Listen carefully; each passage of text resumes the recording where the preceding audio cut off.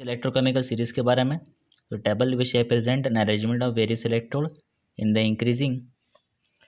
Increasing spelling सही कर लीजिए इसको आप लगाइए।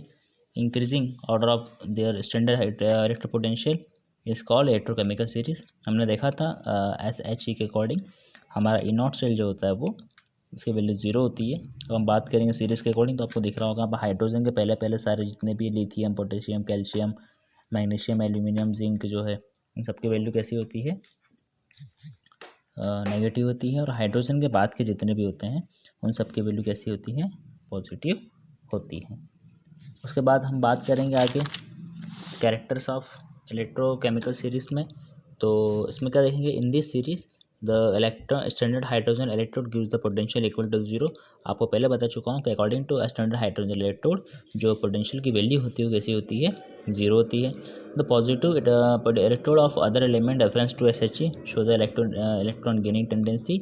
जो पॉजिटिव इलेक्ट्रोड की जो वैल्यूज होती है उसका मतलब होता है इलेक्ट्रॉन गेनिंग टेंडेंसी होती है। While negative electrode of element, अगर हम नेगेटिव इलेक्ट्रोड वाले की बात करें कि वैल्यू नेगेटिव आ रही है तो उनकी टेंडेंसी क्या होती है, इलेक्ट्रॉन लूजिंग टेंडेंसी होती है। तो अब सेकंड बात करें, particular element will displace the element. एक पर्टिकुलर एलिमेंट क्या करता है, दूसरे एलिमेंट को डिस्प्लेस कर सकता है which is kept below it's ECS। जैसे जैसे नीचे बढ़ते जाएंगे वैसे वैसे क्या होते जाएगा, उसको डिस्प्लेस करते जाएगा। फिर हम बात करें तो oxidizing power increasing on going downward. अगर हम टेबल में सीरीज में नीचे की तरफ जाते हैं तो ऑक्सीडाइजिंग पावर क्या होती है, इंक्रीज होती है।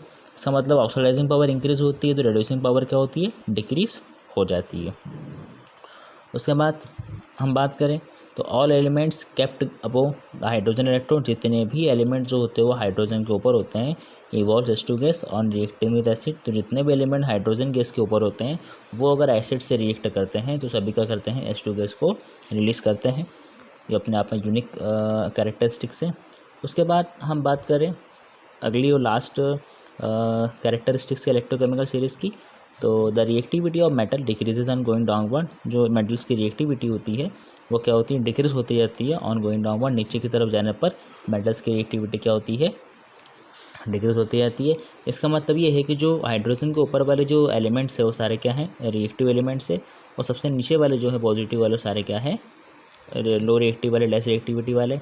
While reactivity non metal increase. इसका मतलब क्या हुआ, जब टेबल में सीरीज़ में हम नीचे की तरफ बढ़ेंगे तो मेटल्स की रिएक्टिविटी डिक्रीज होगी लेकिन नॉन मेटल की क्या होगी, इंक्रीज होगी। लेकिन हम सीरीज़ में ऊपर की तरफ जाएंगे तो नॉन मेटल की डिक्रीज होगी और मेटल्स की क्या होगी, इंक्रीज होगी। तो ये हमने बात करी इलेक्ट्रोकेमिकल सीरीज़ की हमारे चैप्टर इलेक्ट्रोकेमिस्ट्री की इंपॉर्टेंट टॉपिक की।